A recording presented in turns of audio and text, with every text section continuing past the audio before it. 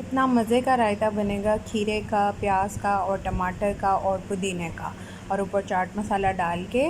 तो मुकम्मल रेसिपी देखें ताकि फटाफट से आप लोग भी इसको राइस के साथ या सालन। बिस्मिल्लाहिर्रहमानिर्रहीम, अस्सलामुअलैकुम। हुज़ैफ़ा's किचन में सबका वेलकम है।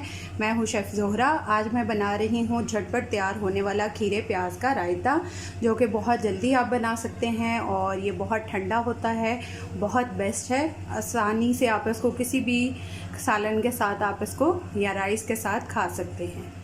जी, तो सबसे पहले मैंने एक प्याज लिया है मीडियम साइज़ का, उसको जो है वो चॉप कर लिया है और इसका पानी अच्छे से निकाल दिया है और नमक के साथ मैंने इसको धो लिया है।